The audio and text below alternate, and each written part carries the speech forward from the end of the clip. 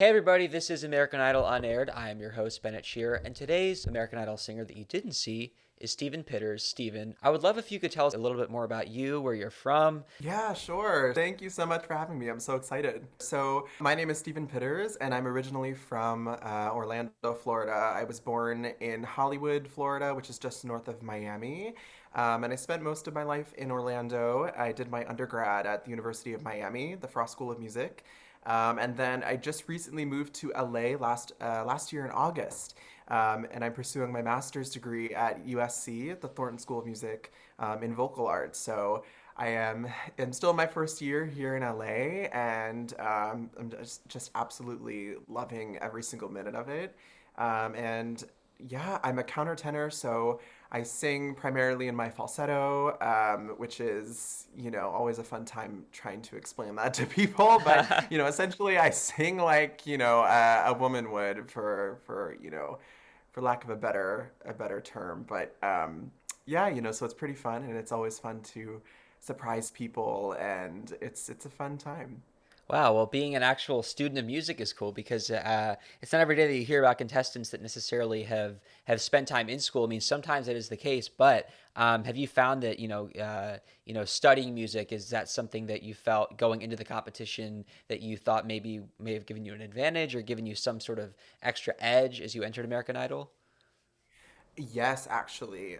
While we were doing the initial, auditions and the filming, I did my audition in LA, and we all are given rehearsal time with the pianist, and or I guess the accompanist. It depends. Some people use guitar, but I used a pianist, and going in there, I maybe rehearsed with him for maybe like 10 minutes on both of my pieces, but other people were in that room for like an hour. I mean, we were just waiting and waiting and waiting our turn to get into the rehearsal room. And the producers that were in there were just so grateful that I actually knew music and I knew what I was doing, Yes. because they were like, thank you so much for knowing your stuff. And, so they were really grateful that I at least, could put music together with someone playing the piano at the same time, having never rehearsed before. We just went into it, we did it, just clarified a couple things, and we were good to go. So I think it would have given me an advantage had I advanced in the competition, just because then you're dealing with multiple people. You have a live band, or various instruments, and I think it definitely would have been helpful. But I'm sure they give ample rehearsal time to everyone just in case. I mean, especially if it's going to be aired on television. Yeah. Well, even if you didn't make it as far, I still think that, what I've learned from doing this podcast is that even making it to the judges is a huge accomplishment because you have to go through so many rounds, not to mention, think about how many people auditioned for the season as a whole to make it to the couple hundred that actually got that far. You really had to have something that stuck out about you. Yeah, yeah, thanks.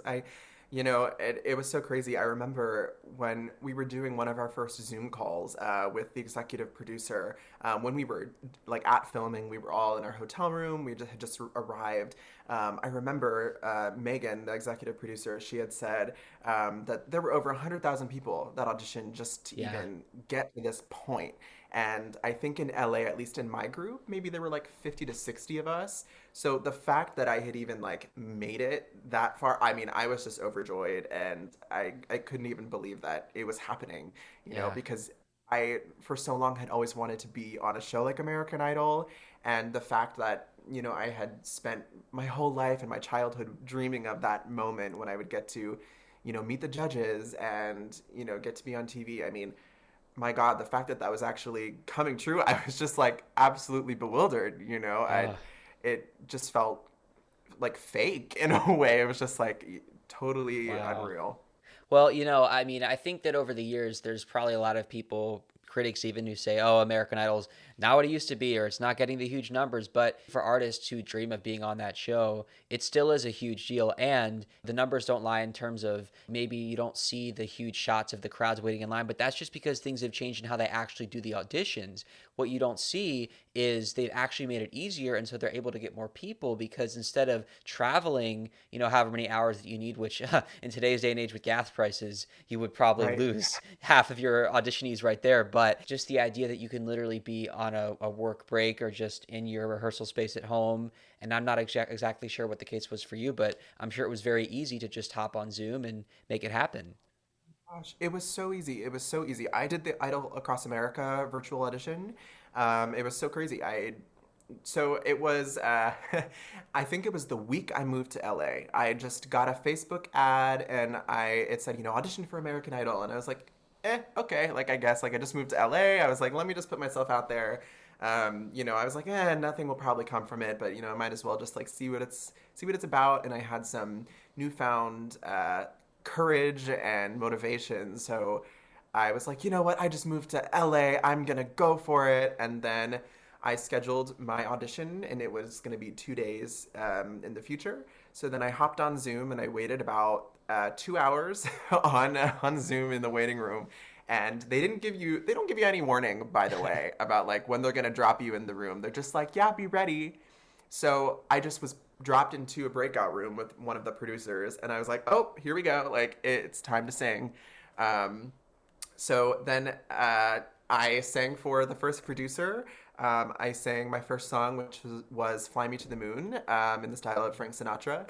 And, I sang all these high notes. I had all these riffs everywhere. And the producer was like, oh my God, like, what are you? Because I was singing all these like high notes in my falsetto. And, she was like, how high can you sing? And I said, oh, like, I guess like up to like a high C, like a C6. And she said, well, can you do that right now? And I went, okay, bet. So then I walked right over to the piano.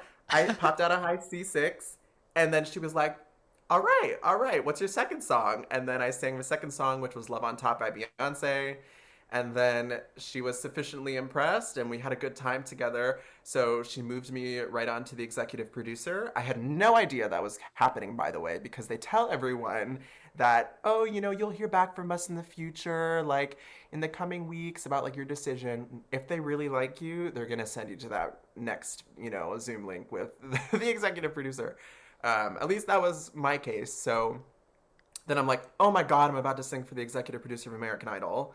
So then it's just like, okay, here we go. So I talked with some other contestant managers and producers, and then I'm sent into the room with Megan Michaels Wolflick, and I sang Fly Me to the Moon for her, and then that was it. She was like, all right, you're good. She was like, where do you want to audition? And I was Wow. like, oh my God. Like, it had all happened in the span of like maybe 15 to 20 minutes, and all of a sudden I was like confirmed to like go and sing for Katie, Luke, and Lionel. Like, it was just absolutely insane. I was so shocked. Like, and I was like calling my mom, like crying, like, I just auditioned for American Idol like on a whim, and like I just was given this opportunity. Like, it was just absolutely mind blowing, and it was so crazy. Even thinking about it now, it's like I get chills because it's like, one of those moments that you never think will come.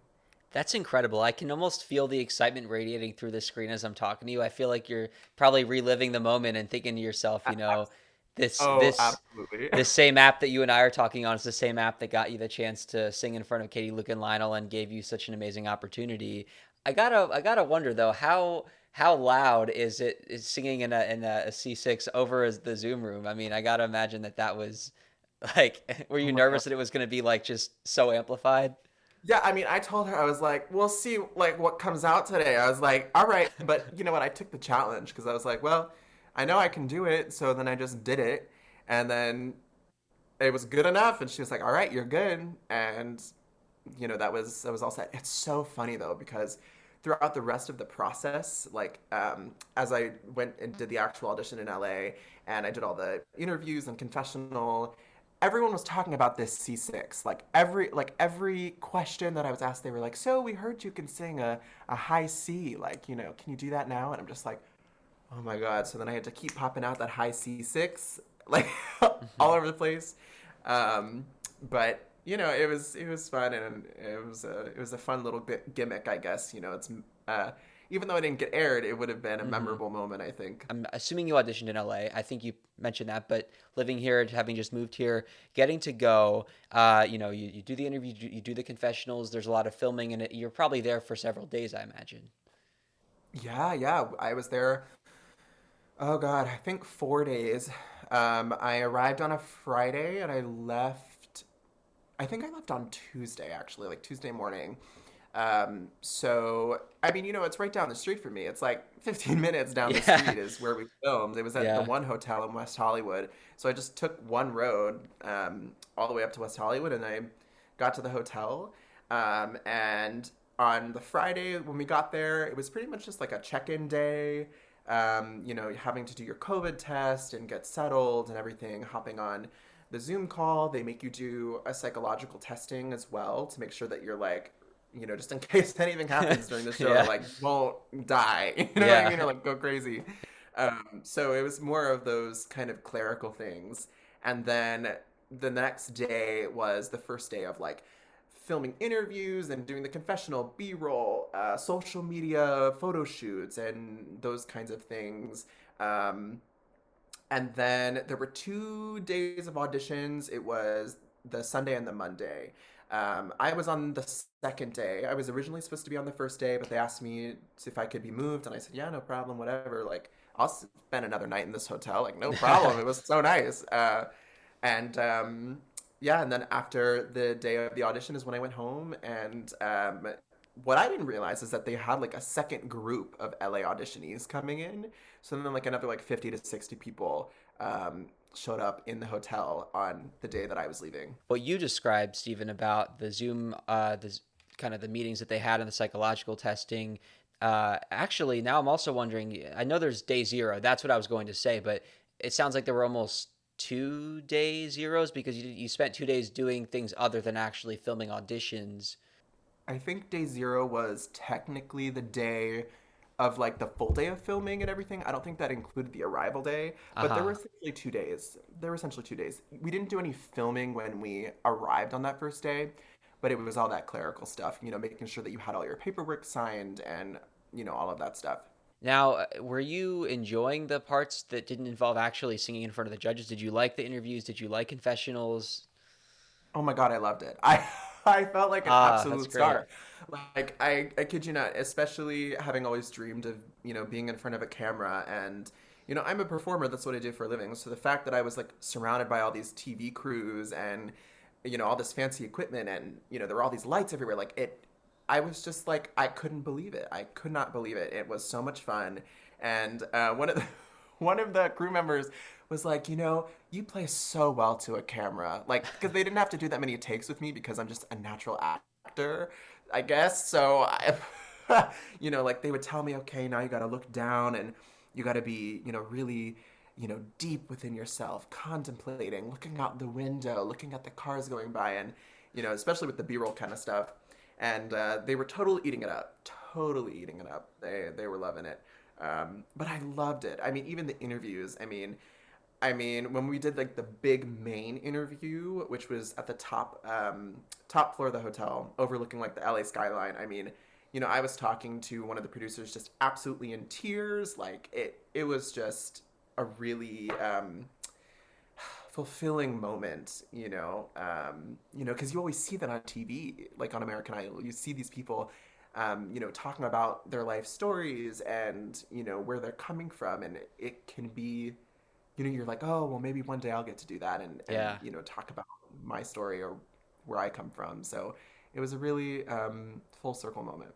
Well, I was just gonna say that it is also surreal because you wonder when you do watch that, like, it must be, it must take a lot of great interviewing skills from the producers to get the emotions out of you, to give them that TV moment. They're there to do that very important job. Right. I mean, they knew the exact right questions to ask me before. I don't know if this was like this for all the other contestants. I'm honestly not sure. But I met with my story producer before like all of this even happened, like a month before the actual audition. And we met for like an hour and a half and we talked about my story, and she wanted to just get as much information about me as she possibly could, so that she knew what information I guess to provide the judges and all the producers, so that they can also create a storyline, because that's what it's about. They have to make you like a brand, like Yeah. a package almost. So they have certain things to pinpoint throughout the filming process. Because at the end of the day, it's a TV show. It's a singing competition, but it's a television show. So they have to make a story out of it.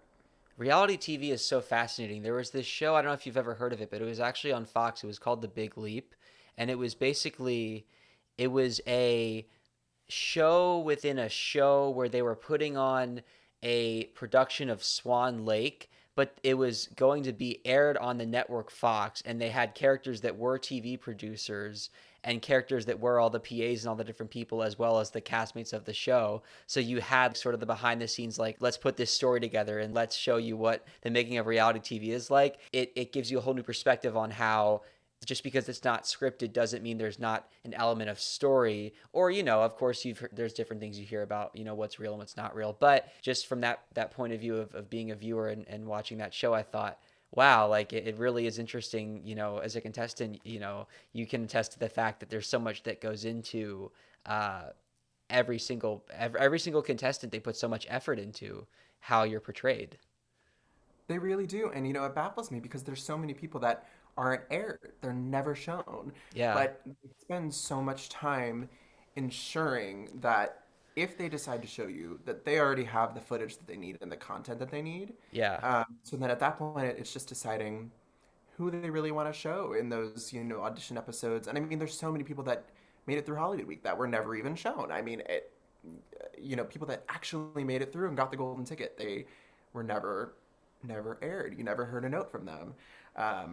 But there's so much effort that goes into all of these contestants, every single one. I mean, I felt so special, like that the producers they cared so much and they wanted to, really get to the heart of me as an artist. I mean, it was really, really touching, honestly. That they actually did care that much because you hear so much about Hollywood and they're saying, oh, it's so fake and, people don't care about you, but maybe that's true. But I mean, at least they made us feel, or at least me feel, like I was valued, even though I didn't make it through at the end of the day.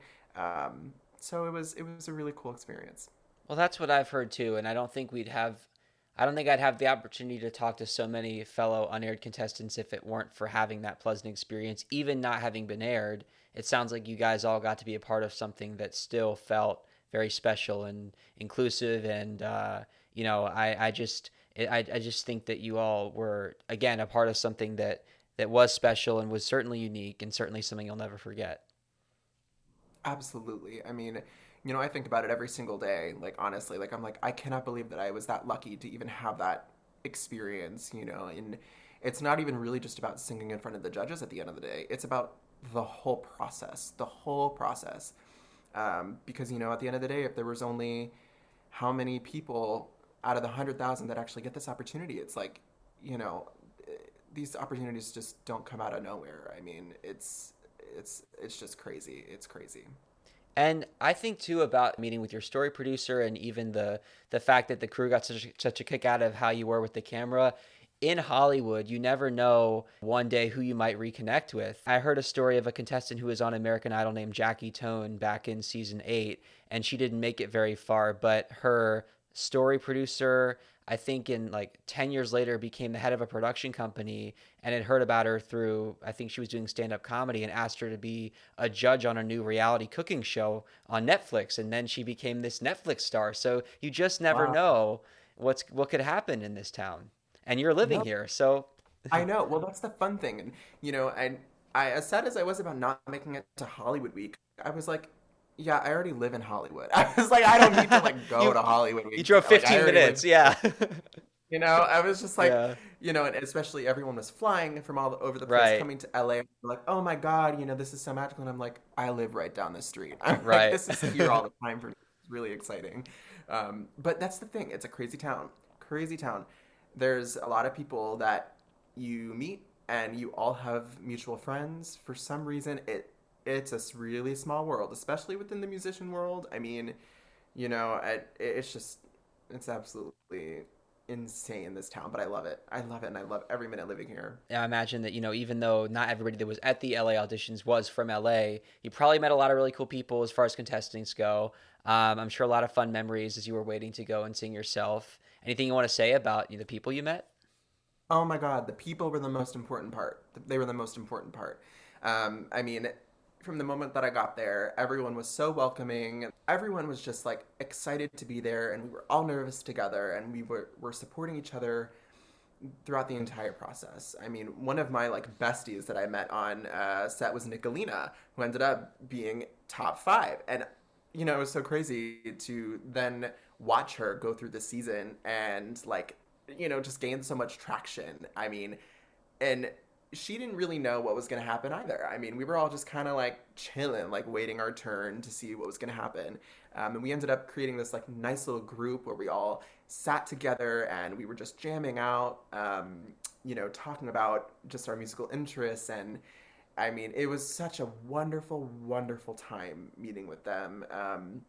Like another one that I met was Lydia. She's another one that didn't make it through, but they had the whole gimmick during the audition episodes about putting her name on a shirt because she didn't make it through, and Katie was upset, and Lydia lives in LA too, so it's been nice to still have this community even in LA still. Mm-hmm. So yeah, I mean the people. It's really the people that make this show, and also the crew members. Like Yeah. they are freaking incredible. Like they are so unbelievably hilarious and nice. Like they're just there to do their job in film. Like, Right. they really try to make it as enjoyable as possible because they know that we're there sitting there for hours on end. And so are they. They are filming from, 8 o'clock in the morning to like midnight, and they probably have so much to do in the nighttime when they're like off. They like it never stops, but they show up every day and they put their entire effort into making it happen. So I am really grateful to have met a lot of the crew members and contestant managers who really just made it such a memorable experience. Talk about the people as far as crew members. When they say it takes a village, it really does. It really takes a village. I mean, from all of the escorts, like the people that take you to all the different rooms. I mean, there's so many people. There's so many people, and they all take their job seriously, and you can tell that they love it. It's not. It's such an amazing opportunity to even, I'm sure, work for American Idol and to be a part of creating this iconic show that's been around for so long, because everyone knows it. I mean, even though maybe it's not gotten the numbers that it's had in previous years, it's like it's still a legacy, and it's really cool to continue that. Yeah, and the legacy is going very strong. 20 years in, I mean, it was really a remarkable season, and I feel like the buzz that was created, not just from being a contestant, but I'm sure that you watched and you noticed a lot of people were talking about this season, even if it wasn't the typical numbers that you see just from the overnight ratings. I mean, now, especially because we have YouTube and Hulu and TikTok and clips online, a lot of people were talking about Idol this year. A lot of people were talking about Idol this year, particularly seeing all the YouTube videos of the auditions. I mean, that's always a staple of American Idol is, going back and watching all the highlights and the clips of the people who auditioned. But, something that it's interesting that you mentioned TikTok. So a lot of people I know were scouted, and Yeah. I wasn't scouted, so I don't know much about this whole thing. A lot of people were scouted from TikTok this year. For some reason, at least with the LA auditions, people were constantly talking about how they were found through TikTok. A lot of them were already influencers or like micro influencers in some way. So I thought that was really interesting. I mean, especially because I had no idea that was occurring. Like, I didn't know that these producers were scouting for people, really. I mean, I knew that happened, but I didn't really understand to what breadth that would occur. And then all of a sudden, people were talking about, oh, yeah, I posted this TikTok video of me singing, and then like all of a sudden, like, I had American Idol in my DMs, and I was like, what? Like, it's so crazy.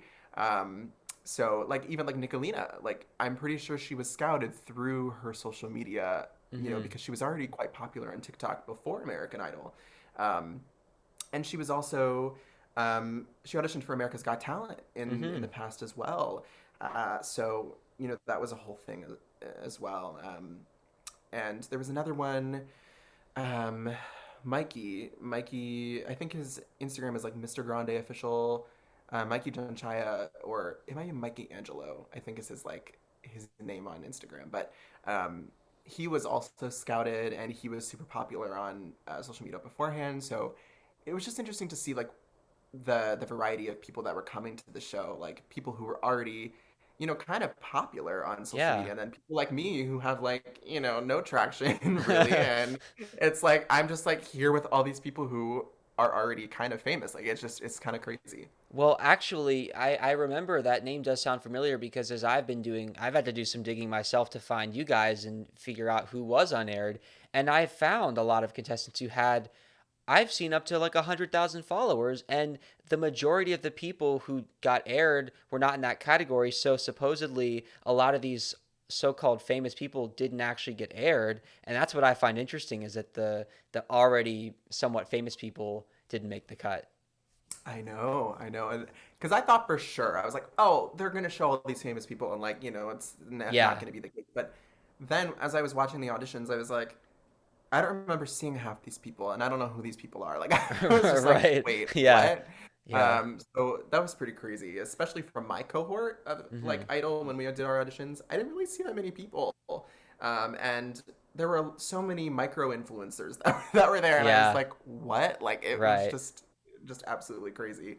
Um, but I mean, there's something to be said. If someone's got talent, then they'll end up being aired, I guess. Not for sure that they were gonna show all those people because then maybe they would have gotten all the people on TikTok to watch American Yeah, Idol and everything to just boost those numbers. But yeah. I guess that they didn't really end up doing that. Yeah. Well, when when it was your chance to go and sing for the judges, I want to hear how that went. Entering the room, I imagine you had so much energy. I'm guessing you're excited. It's game time. Let's go. What's that feeling like? Oh my God. I mean, it's really interesting because it felt like I was in a completely different reality. Um, because you're waiting and waiting and waiting for so long, and they had pushed me back a day already. So I was Yeah. already waiting an extra day, and they don't tell you anything. Like, they tell you your order number the night before. That changes though, because when I showed up in the next morning, they were like, "Oh, like Steven, can we push you back?" And I was like, "Well, I'm not gonna say no. Like, you can do whatever you Yeah. want. It's your show." Yeah. So so they ended up like pushing me back, and then by the time that they were ready to have me like go up to the audition room, it was like 8 o'clock at night. So I had been awake since 5 a.m. Because I had to get myself ready and drink my coffee and go through all those stages and then do more interviews and stuff like that and photo shoots. So then when I actually got up to the audition room, it was nighttime in LA. So it was super cold. Like, it's the desert. So it was like, God, in the 40s or 50s, and I was so freaking cold. I was so cold. Like, I had this jean jacket with me, but like I was so cold. So on top of all the pressure of like having to about to sing for the judges, and then like, oh my God, I'm so cold and I'm freezing. I don't know if my voice is gonna like work the way that I want it to. Um, and then one of the producers ended up like getting a heat lamp and like lighting it so that like all of us contestants up there could be warm, which was such a blessing. Oh my God. But right before I went into the audition room, I just told myself, I was like, whatever happens, like, it doesn't matter. So then, the producer tells me, all right, go. And you just go. Like, you just have to walk through those doors. And the moment I walked in there, it was like everything was totally fake. Like, it just seemed too perfect. Like, it just seemed way too perfect. Like, looking at like Katie, Lionel, and Luke, they look like bobbleheads. Like, they look shiny and plastic, like, because they're just so done up and there's so many lights. Like, it was so bright and radiant. Um, you know, it just was mind blowing to like stand there. And also, I didn't wear my glasses for the audition, so like everything was a little bit blurry. So I was just like, I don't really know what's going on. But so I get in there and um, I start talking with the judges, and one thing that one of the producers told me to do is just bring a lot of energy. So that's what I did. I was like, oh my God, I'm just so excited to be here. And like, I started tearing up a little bit. And Katie was like, reel it back in. She was like, reel it back in. You don't need to do that. No. And I was like, I know. And I was like, I had to like cry because I was so like just excited. It wasn't that I was afraid. And I just said, oh, I'm just so grateful to be here. Um, and I started talking with Luke, and he asked me where I was from and why I moved to LA. And I told them that I study like voice. I study opera actually, and they were very like confused. They were like, "Oh, like you study opera? Like that's so weird." And I said, "Yeah, but I sing pretty much anything. It's just what I study because I love it." So then after that, I sang my first song, which was "Fly Me to the Moon," in the style of Frank Sinatra. And I had such a ball. Like, I had so much fun. I mean, the pianist was an absolute genius. He made me feel so supported. And, I was riffing and singing all these high notes everywhere. And the judges got up and started dancing. Like, Katie and Wow. Luke were like, kind of like dancing together and almost like waltzing in a way. Like, it was like so unreal. I was like, oh my God, like they must be having fun, that so much that they are literally dancing, and Lionel's got this huge smile on his face and he's just like totally eating it up, and I was like, oh my God, like I'm doing so good. This is gonna be great. So after I finished, like I look over to the pianist and I told him thank you. I was like, that was so much fun. And here's the weird thing. So after I stopped the song, like I'm just standing there and there's about 20 to 30 seconds of silence. And during that time, the judges all look down at their papers and they're reading. I was like, I was like, what is this? I was like, what's going on? Like y'all know something that I don't know? Like what's going on? So I'm just like standing there and then just I was really excited. I was like, I just came off this high. I was like, I sounded so good. And then, you know, they were like, yeah, that was really good. That was really good. But, like you got a really, really, really good voice. And Lionel was like, well, you say you're an opera singer, but I don't really know who you are as an artist because now you're singing this jazz song. So like, I don't really know who you are. Mm. And I was like, oh, I was like, okay, like, all right, like that's fine, I guess. And Katie was like, yeah, like there were too many high notes. And I was like, too many? I was like, no one has ever said that to me before. Like, what? She was like, yeah, I just wanted some more low notes. Like, you should mix. And I was like, okay. I was like, sure. I was like, I can do that. And I said, you want me to do it in a lower key? And then she was like, I mean, if you want. And I was like, sure. So then I did it an octave down and I sang it again. Because I was like, yeah, you want lower notes? I can do lower notes. No problem. Like, I'll do it. And I didn't say it like in a rude way or anything. It's like, yeah, Yeah. like, if you do low notes, like I'll sing the low notes. Like, no problem. I got Yeah, you're him. fighting for your life here. Right. So I'm like, I'm trying to make it through. So I was like, you want low notes? I'll give you low notes.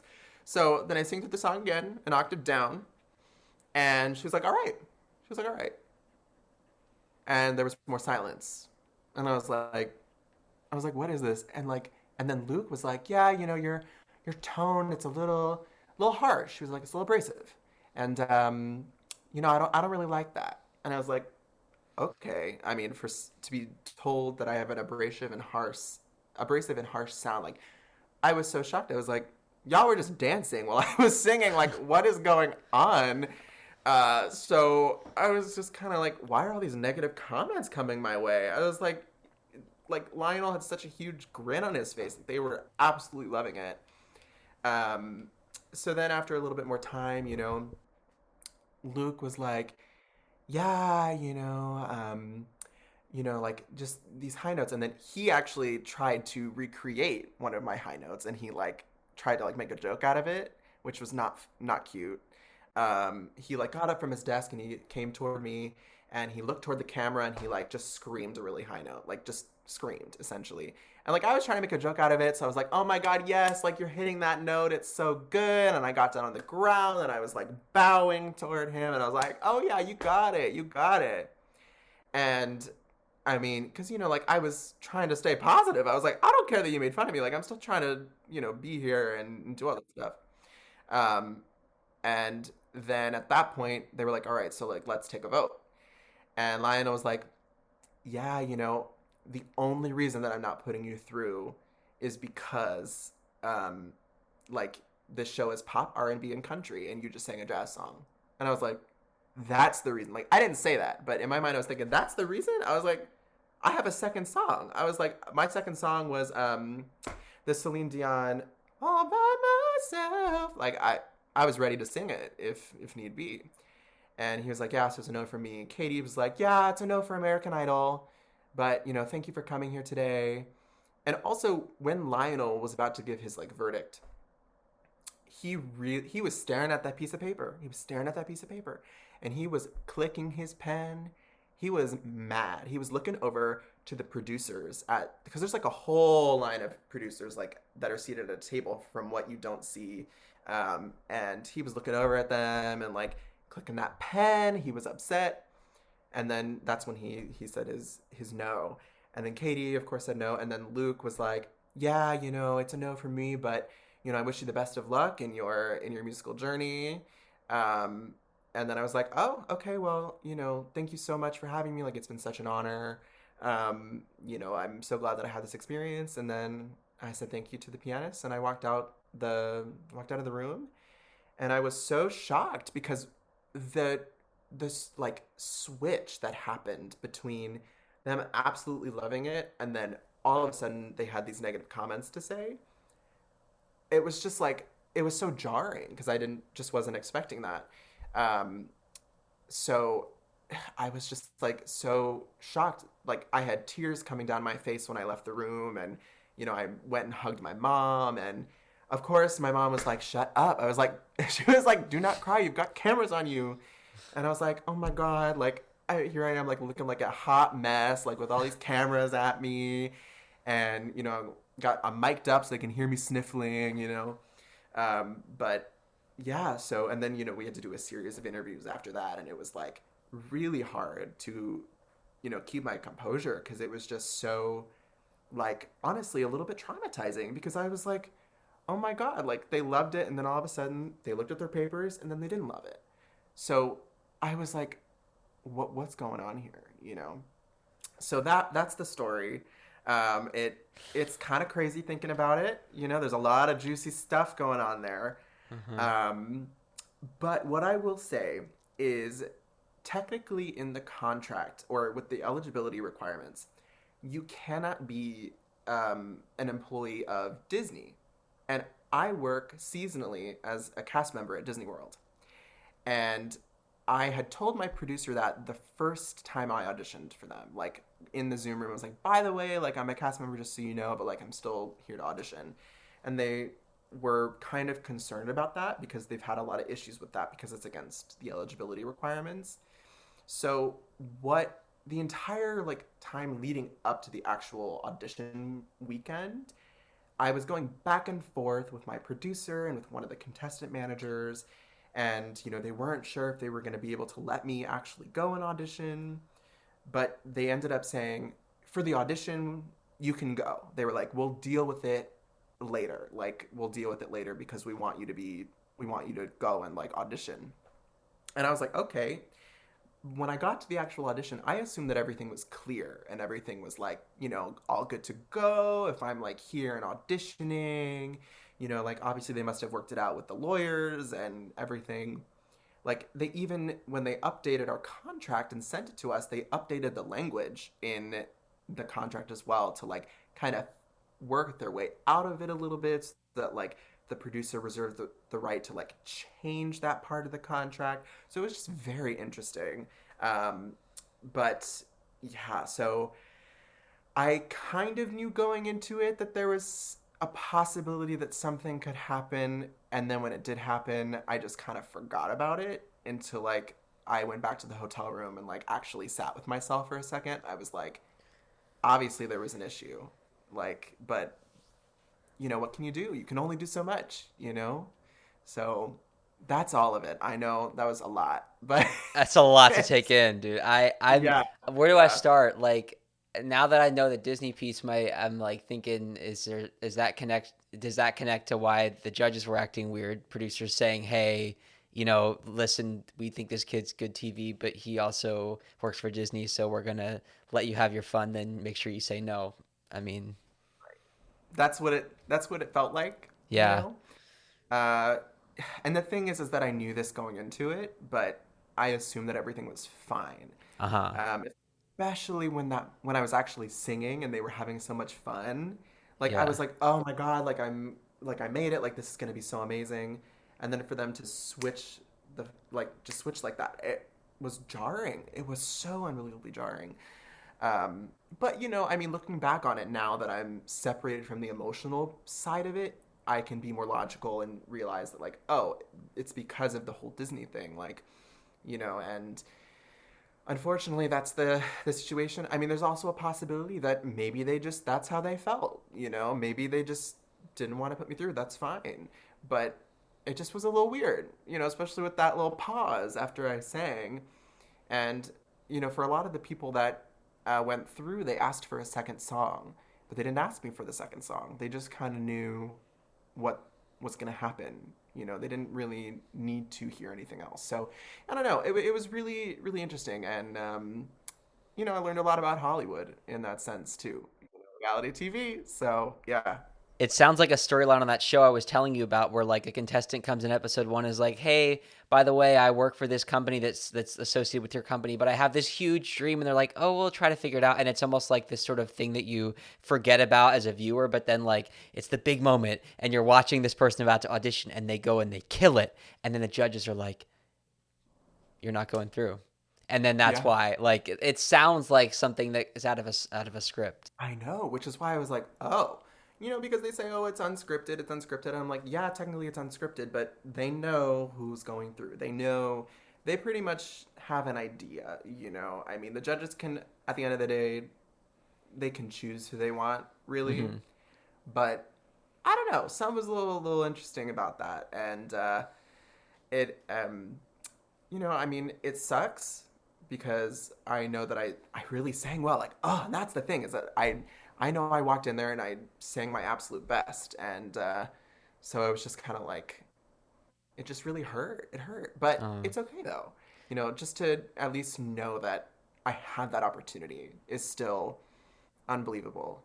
And going forward, now I just know that those kind of situations can happen. And, it's okay. I mean, even I wasn't even aired, but it's okay. It's all good. I think what did surprise me most was Lionel's critique, just because saying that the show is pop, R&B, and country. I do think there's been a push in the last couple of years to kind of expand American Idol into more than just those three things. Just because the judges represent those genres, we've seen a lot of contestants that fit into, like, look at Alejandro. I mean, they've been plugging him for the past 4 years, and he's not any of those things. Right. Which is why I was so shocked because I was like, what like if that was the case, the producer wouldn't have let me sing Fly Me to the Moon.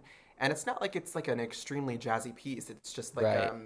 a standard Yeah. piece of rap. I mean, you know, people can bend that piece the way they want it to at the end of the day. Um, so I don't know. And the fact that I had, all by myself ready to go as a second choice, Hmm. if they were that concerned about it, then I could have sung my second song. Um, but, who knows? Who knows what might have happened? The fact that you were studying opera, there's a lot that you can do with that alone. I mean, you hear about pop stars that because of studying opera and what comes with being able to sing classically trained, and it's very dramatic and the theatrical elements. You look at Lady Gaga, or even think about Adam Lambert, who was on the show. I mean, I don't think he was classically trained, but even having a theater background, there's so many successful artists, whether they are pop or they find another lane to put them in. So many artists have come through who have been trained, that it's just interesting that they didn't quite see that. Yeah, I know. And when they questioned me about it, I said, well, I sing anything. I was like, I Yeah. just love music, and this is the avenue that I'm just taking for an academic pursuit. I Yeah. mean, it's just because I love classical music too, and I felt like that would give me a really strong foundation to become a professional musician. I can sing anything. I mean, that's the beauty of a classical training too, is that once you know how to use your voice, you can use it in any way that you want. So I guess I was a little surprised by that. Um, but because a lot of jazz can come out of pop and R&B, like it's all connected, and it. So it's really interesting with that particular comment, and the fact that he said like, "Oh, the only reason that I'm not letting you through is because you sang a jazz song, and this is pop R&B and country, and you say you're an opera singer, so I don't know who you are as an artist." And Right. I was like, okay, like I guess, like Yeah. if I were to audition again, then I guess I would just have to brand myself a little better, I guess. I don't know. Because a lot of the contestants who made it farther this season who aired were not necessarily any of those things. I'm thinking about Leah Marlene and how she was kind of more indie singer songwriter. I'm thinking about Tristan Gresset, rock artist, soul. I don't know. I know, so it's a little interesting. I was like, what a comment. What a comment to make, I'm sipping my tea that's not tea because it's actually water, but I've got my water here too. I'll sip my yeah. tea. There's always Oh my tea. There's always goodness. tea. Oh my God. So it's overall like it's definitely interesting listening to this because I loved hearing how how much fun you had and just arriving at the show and meeting the crew and meeting your fellow competitors and then to kind of hear this very jarring different story about being in the audition room. Overall it still sounds like you don't regret this experience because you gained so much from it, but I still wonder how you were feeling after you left because there's a huge time gap between filming and airing, and I'm sure you're still probably promoting the show because it's part of the deal. And what is that like to know the outcome but then have to tell people, hey, watch American Idol? Right. Well, it was really difficult because for the longest time I was like, I don't know if I should tell people because I know how it went, but also I still wanted to be really proud of my accomplishment of getting this far. But for the longest time, I didn't say anything because I also didn't really know what I was allowed to say. Because, they tell you, they say, you can't say anything. You can't say anything about what happened. You can just say that you auditioned, but that's about it. So until I was given the green light by American Idol to actually post about it and do all that stuff, then I started telling people what happened, just or at least like my closest friends and everything, so that they could know what they're getting into. And it's so crazy because then it's like the moment that you post on social media, and everyone thinks that you're gonna get through because they want to support you. So it's just crazy that I had all these comments saying, "Oh my God, you're gonna win it! Like you're gonna go all the way." And like I had to like those comments and be like, think to myself like, like I don't know how to respond to this, like, Yeah. you know. Yeah. Um, but yeah, I mean, I still had an absolutely amazing experience though. Like that was Mhm. the only negative part, honestly, was just those critiques. And um, I mean, the thing about being a musician and an artist is that you're gonna get those all the time, and you just Mhm. have to. It's like water off a duck's back. You just gotta let it go and just keep on moving forward.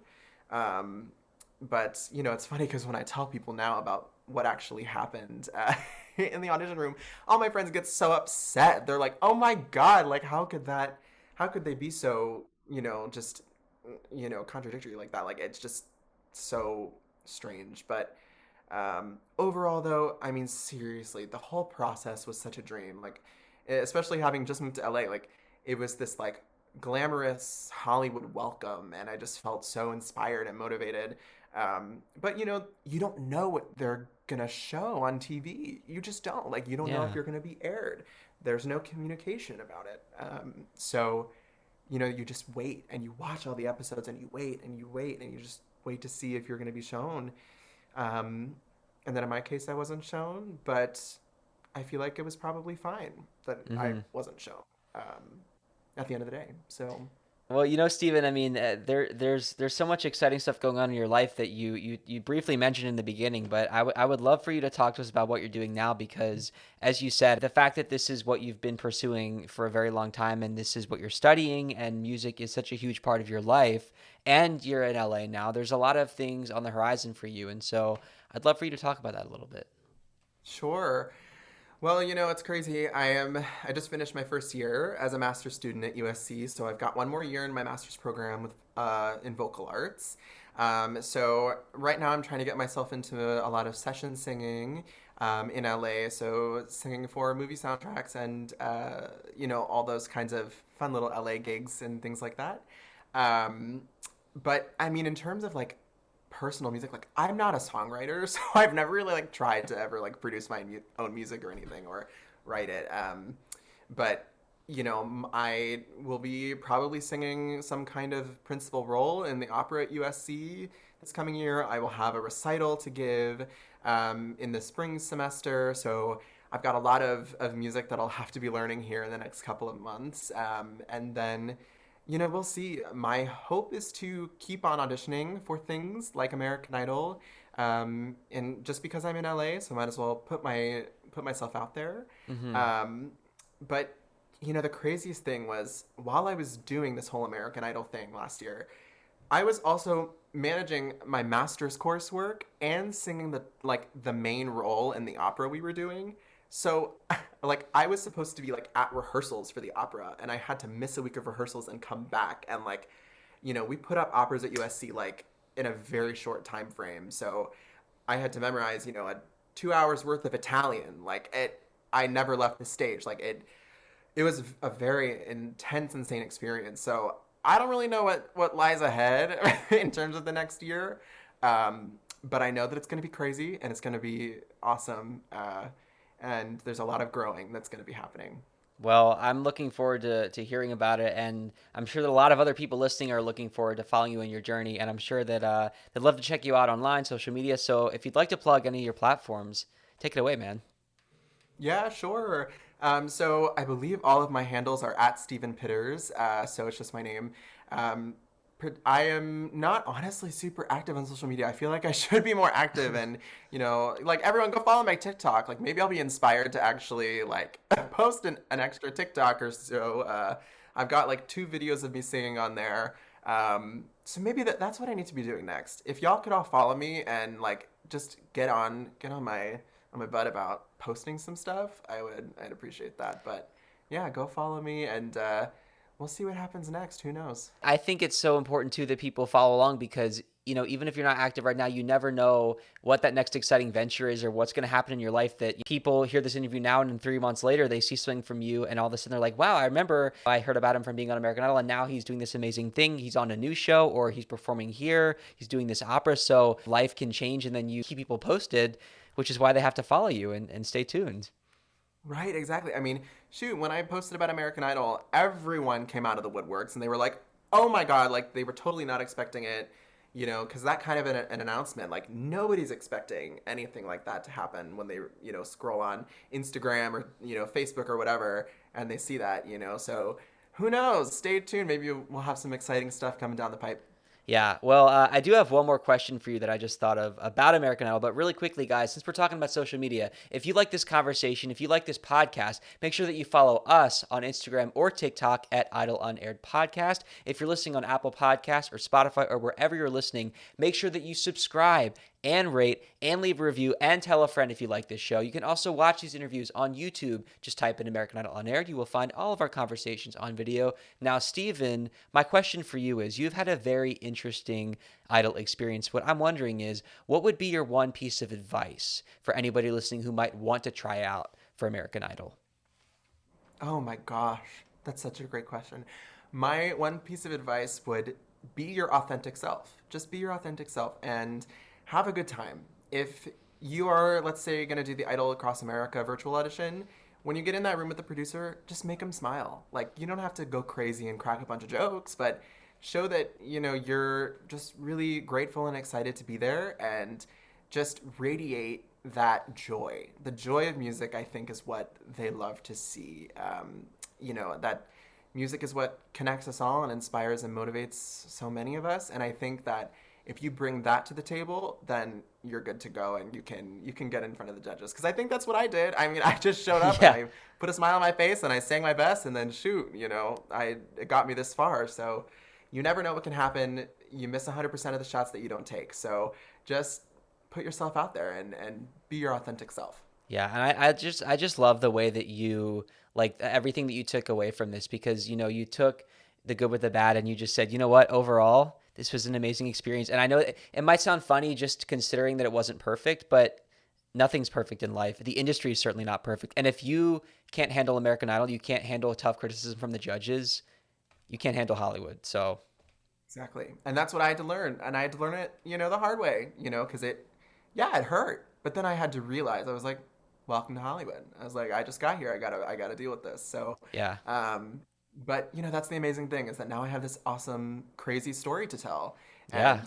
And I'm so honored that you had me on your show today. Like, and the fact that I get to share this publicly, it's such an honor, and I'm so excited. I'm just so excited.